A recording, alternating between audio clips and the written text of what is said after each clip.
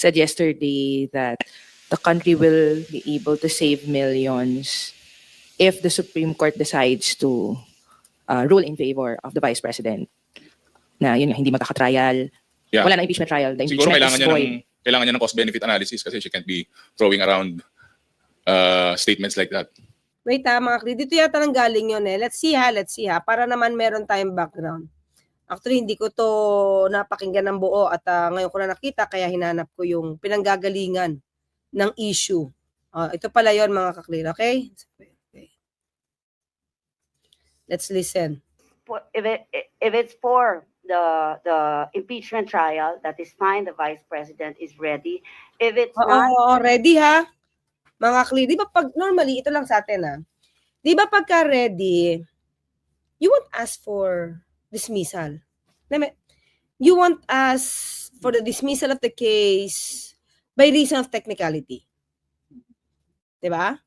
So, in-explain ko naman sa inyo mga technicality eh. Diba? Yung katulad ng ini-issue nila. Na hindi daw ito pinirmahan, hindi daw ito verified, at nag-1-year ban rule na. Diba? Parang 1-year bar rule na siya. Na hindi na siya pwedeng ma-file kasi parang filed out of time kasi lumagpas na doon sa 10 session something.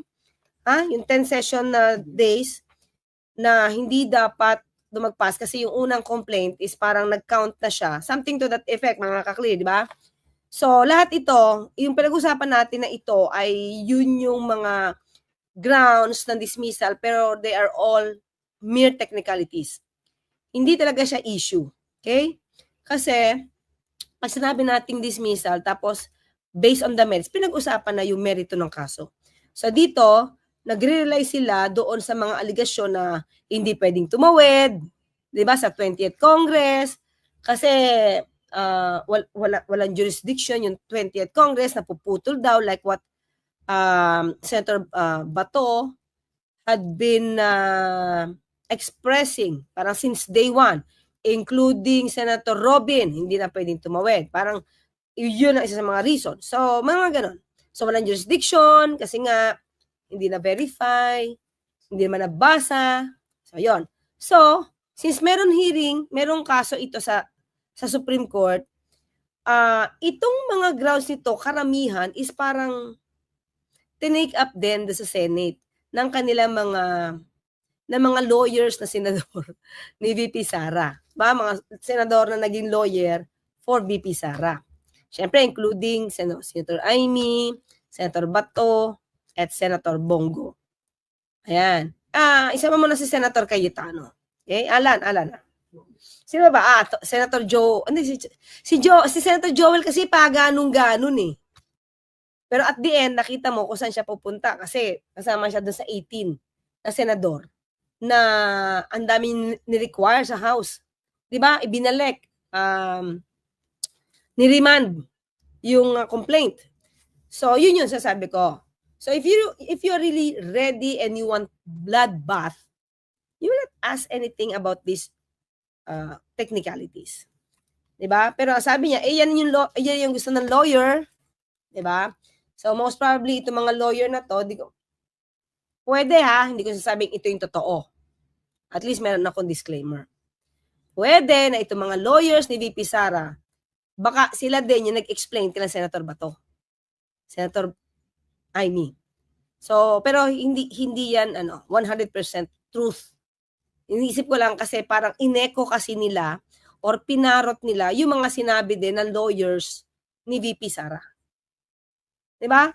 Parang kung tutusin parang copy-paste lang yung dating.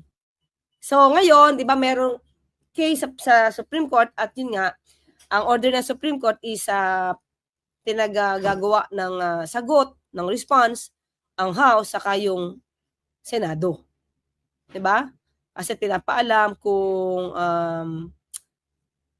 tama ba, kung hindi ako nagkakamali, kung tama bang pumirma sila lahat, ilan yung pumirma. Parang lahat ng question ni VP Sara, lahat ng mga bagay-bagay na sinabi sa Senado, yun din yung nasa Supreme Court. So, may pending. So, in other words, kahit sa ibang mga interview di ba, mga interview kay VP Sara, lagi sasabi, kung matutuloy, sasagot tayo, ready tayo. Di ba? So, minsan titignan mo, totoo bang bloodbath to or bluff? Di ba? Or ano ba yung totoo? Di ba? Well, anyway, sabi naman ni Spokes, ay ready. So, tuloy tayo. If the Supreme Court says it cannot be heard at this time, and then we'll be very lucky Oh, lucky daw. If, actually as a country, because we'll save millions and millions of people of money on the trial that is technically defective.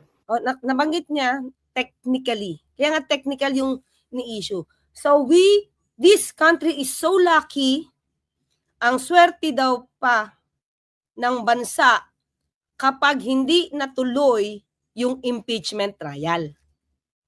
Dahil ito daw ay makakatipid ng millions and millions of pesos. Yeah? So nakuha nyo, ha?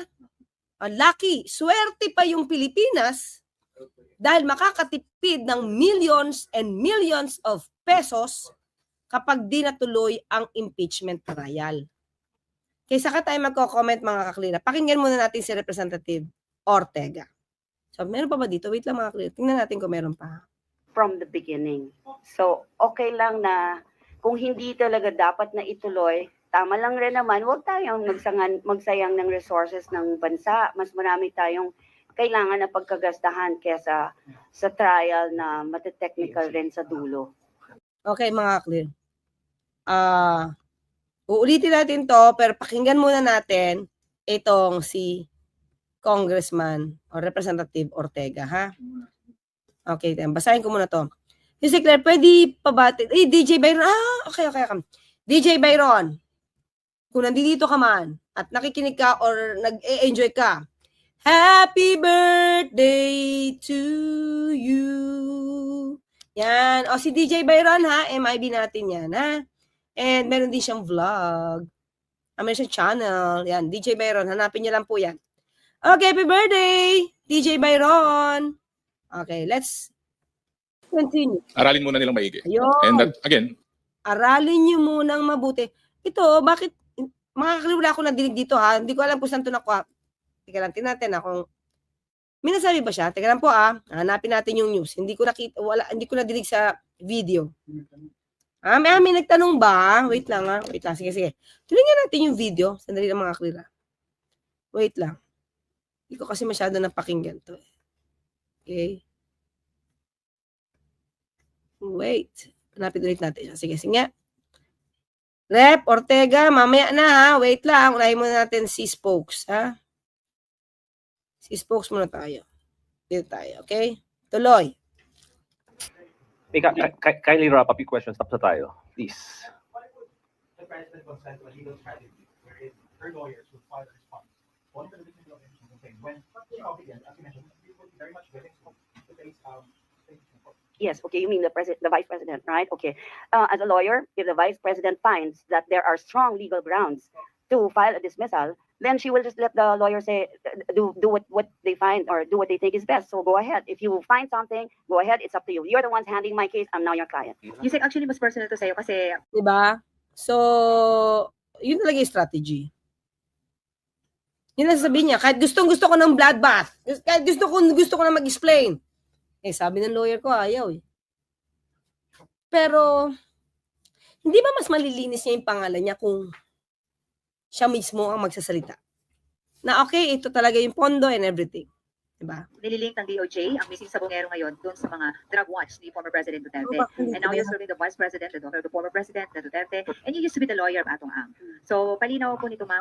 Lawyer siya dating Atong Ang. Naging issue to sa kanya. Well, anyway, hindi natin siya masyadong concerned. Wala na ba kayong connection kay AA? Like, Charlie Atong Ang was my client from the Bikutan where he said, present day tense na lang. Okay. No, I'm not involved in any of his activities. President have not been highlighted or have not been brought down to the public for them to know, or maybe could be a lot of things, could be a lot of reasons, but as we go along, the vice president just simply continues what she's doing and what she has vowed to do for the country, and that is to serve the underserved. What she has vowed to do for the country. Ano ba yung ginawa sa country? Okay, nandoon ngayon sa Hague, up to 23, after 23, after The Hague, South Korea. Yan talaga ang ginagawa niya sa bansa. Yan talaga. And that is to serve the underserved and Was it with the people of Tacloban? right. And because if you remember the displaced families in Tacloban during that transportation, Thank you. because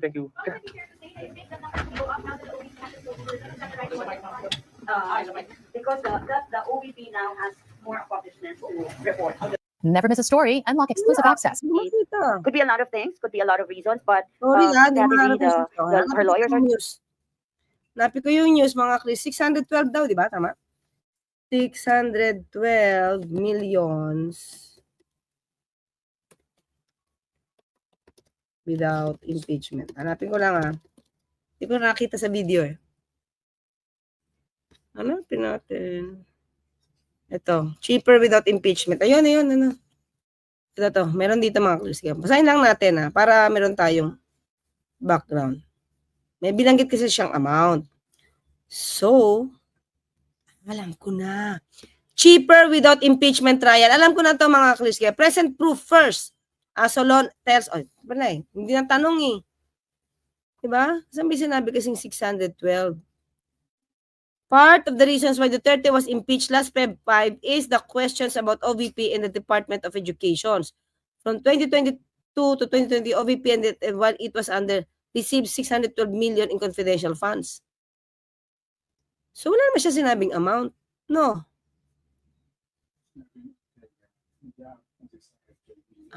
Okay. Sige, let's go. Si Ortega pala yung nagsalita yata. Let's see. Okay. Balik tayo kay Representative Ortega. Okay. Sir, opinion. So, opinion kontra opinion lang to. Maganda siguro aralin din nila yun. Sir, at this point, with the trial yet to proceed, so wala pang basehan yung kanyang statement, would you say? Siguro premature. Baka, sabi ko nga, opinion lang yun. Tanong kasi kung may basis, saan galing yung idea ng OVP na malaki ang matitipid, millions and millions of pesos kapag hindi natuloy yung impeachment trial. So doon tayo hindi pa ako nagbibigay ng opinion, mga klira, iniisa-isa lang natin. So, ilan yung savings? Ilan yung matitipid? Saan nanggaling yung hugot niya? Yan. So in other words, nasaan ang proof mo? Ganon, di ba? Saan yung proof mo? Saan yung basihan mo? Ba't mo sanabi makakatipid kapag walang impeachment trial? Di ba? So, baka sa next na press ko niya, maglabas siya ng matrix. Parang hamon ito, Well, anyway, siguro kaya hindi, medyo gentle tong si Representative Ortega kasi babae yon, di ba? Ayaw yun naman siguro ipahiya ng dire-diretsuhan. Pero dito, pinaparinig niya na, anong proof mo? Baka naman sa susunod na ikaw ay magsasalita, baka naman meron ka ng basihan para masabi na may millions and millions of pesos na matitipid pag walang impeachment trial. Siyempre, di ba? What gets measured gets done. So, kung binabato mo lang yan for the sake of, di ba, sound bites. So, on dating kay Representative, kung wala kang pruweba, mukhang sound bites lang ang gusto mo. Di ba? So, pang pang come on sa tao. Oo nga, makakatipid sila. Huwag na lang ituloy yung impeachment trial. Kasi malaki ang masasave ng bansa. Diba? Millions and millions. Okay. Thank you, sir. Thank you. Thank you, Lenesca. Marian Enriquez from TV5. Go ahead with your questions. Sir, dagdagan ko lang yung sa tanong ni Ate Lenesca. Doon sa sinabi ni spokes Ruth Castello, sinabi nga po niya, we'll be very lucky actually as a country because we'll save millions and millions of money on a trial that is technically defective from the beginning. So tinawag din po niya depektibo itong impeachment case against VP Sara. Well, it's not defective as per my opinion. So, I guess you better reconsider her statements po. Pero syempre, normal naman na sasabihin niya yun. Syempre, mga clear. Okay? Syempre, kung lawyer ka ni VP Sara, lahat ng paraan gagawin mo, lahat ng reason ibibigay mo para ma-dismiss yung impeachment trial. Dapat, ang target dito, mga clear, hindi talaga bloodbath. Okay, maniwala sa bloodbath. Ang target dito is hindi matuloy ang hearing, ang trial. And I think mukhang nakakasiguro si VP Sara. Kaya yun pa, world tour lang siya. Diba? Malaki na yung kumpiyansa niya sa mga senador ngayon. Mas mukhang malaki yung kumpiyansa niya Kaya, hayahay lang yung buhay niya. Di ba? Kahit sabihin niya na nagtatrabaho siya, the mere fact na ang nagtatrabaho, mga staff niya, sinong competent? Di yung staff niya, kung nagtatrabaho, ano ba naman ang tinatrabaho, mga kaklir? Libreng sakay. Libreng tree planting. Libreng tinapay, pero bulok. Na amag. Ano pa? Hot meals. Palugaw. Okay man yun, mga kaklir, hindi natin minamalit yung tulong na yun. Pero, hindi siya project na ginagamitan talaga ng brains. Alam mo yun? Kasi kaya naman anybody. Kahit nga itong si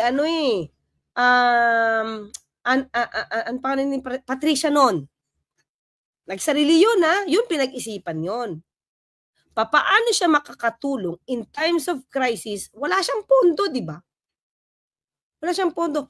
Pero paano niya nainggan niya yung ibang mga Pilipino tumulong during the pandemic? Si Ana Patricia noon. Tapos ni Red Tag. Remember her? Biglang ni Red Tag dahil nakakatulong sa taong bayan. Through dun sa ano yon? Pantry. Remember that? Tapos ang daming nag-donate. Parang, ito yung tingin ko, mga kaklira. Sumikat kasi sa Ana Patricia, no, naging inspirasyon siya. Na parang ang dating is, naungusan niya yung nag-iisip sa gobyerno. Pwede pala ganun. Imagine mo, nag-iisang babae si Patricia noon, naglagay lang na siya sinabi na, kumbaga meron siyang message na, true trust lang yun eh. Diba? Kunin lang yung sapat. Parang ang dating ganito eh. Kumuha kayo ng sapat, huwag kayo magnakaw ha. Kung ano lang yung kailangan nyo, yun lang gamitin nyo. Hindi tumama yata sa puso nung dating administrasyon. Para may pitik. May pitik yun, bakit mga klip? Ang daming yumaman nung panahon ng pandemic. Formally, remember. Gustong-gusto kong nagaya ito, mga clear, pasensya ka na, pasensya na kayo, pero gustong-gusto kong gayahin ito. O sige, ano yung gustong-gusto kong gayahin? Tignan, sa dulo nga, tignan ko. Ano yung gustong-gusto kong ginagaya pagka pandemic ang pinag-uusapan natin? Sige nga. Tignan ko kung kayo ay madalas nakikinig talaga dito. Ano yan? Ano yung madalas ko sinasabi? Thank you naman, Nicole. Nicole 08 Vlog. Yan, community pantry, di ba sa Maginhawa Street may Alcantara? Sige. Ano yung madalas kong ginagamit pagdating sa formally? Hindi. Meron ako sasabi dyan eh. Hindi. Ano yung madalas kong sinasabi pagdating sa formally? Sa issue ng formally. Sige nga. Ginawa, lahat na excuse, sabi ni Lily na lahat na excuses ginawa, asan na si Lily bigla? Ibig sabihin, mayroon talagang reason na matanggal. Lahat na lang ng excuses ginawa. Oo nga. Okay, kasi nakalimutan nyo na yung sinabi ko. Face mask, underwear, free vaccine. Hindi. Ulitin ko uulitin. Itong gustong-gusto ko. Tatandaan nyo na to Yan. Pumasok yung formally. Si Michael Yang yung ano pala, yung financier ng formally. Pero syempre, ito ay nakatago. Until na-discovery sa Senate, di ba? Sa Senate hearing. Hindi pinapakita. Pero nabunyag. Dahil ang lumalabas na kumpanya na nakipag-deal sa China yata to is formally. Di ba? Na ang pera lang is, ang kapital lang na lumalabas sa SEC, mga is 600,000 plus. Paid up capital, 600,000 plus. Samantalang, family would be dealing with big companies na bilyones ang pinag-uusapan. So, ito ang madalas kong sinasabi sa inyo na favorite kong laging binabanggit sa inyo. Yan, ito na. Yan, si Michael Yang, negosyante yan, adre. The word is adre. Gustong sumali, adre. May magagawa ba tayo? Sino nagsabi niyan? Dating Pangulong Duterte. Bakit ka walang magagawa? Presidente ka, hindi ba dapat ang gawin mo, tipirin yung pera mo para magamit pa ng taong bayan? Dahil pandemic, pero pinabayaan mo yung formaling kumita at yung pondo ng DOH. Pinadala mo sa PSDBM na ang naghahawak nun yung bata ni Bongo, si Christopher Lau. Di ba si Christopher Lau ngayon may kaso kasama si DOH Secretary Duque. O another, may kaso ulit si Christopher Lau. Di ba siya yung naipit? Samantalang bata-bata lang siya. Ayan, Adre. Di ba? Si Adre. So, ngayon, may kaso rin si Christopher Lau. Sinong kasama? Si Liling Briones ng DepEd. Dahil may corruption din. Tingin nyo ba magnanakaw itong si Liling nang walang alam yung bossing? Di ba lagi sinasabi ni Digong, akong bahala sa inyo. Yan din yung sinabi niya kay Duque. Sagot ko yan. Adre. Sagot. Sino ngayon na nagdemanda? Sino nagdemanda? Ombudsman, Martires. Sino naipit? Christopher Lau. Yung mga bata-bata lang na hindi nakakapag-decide. Duque. Diba? Adre. O yan. So ngayon, dito mga ka-clear, diba? Tinatanong ngayon dito, paano ka makakatipid? Again, millions and millions. How many millions kaya? Diba? Ilang millions ba matitipid? Kailangan matuloy impeachment trial para malaman magkano nakulumbat ni Inday Lustay. Fallen tarnish. Sige. Saan sa makakatipid na banda? So, pag nasagot siguro yung mga tanong na ganun, baka makonvince ako dun sa argument niya. Okay, so, naghahanap ng ebidensya. Umalma, mga ka-clear.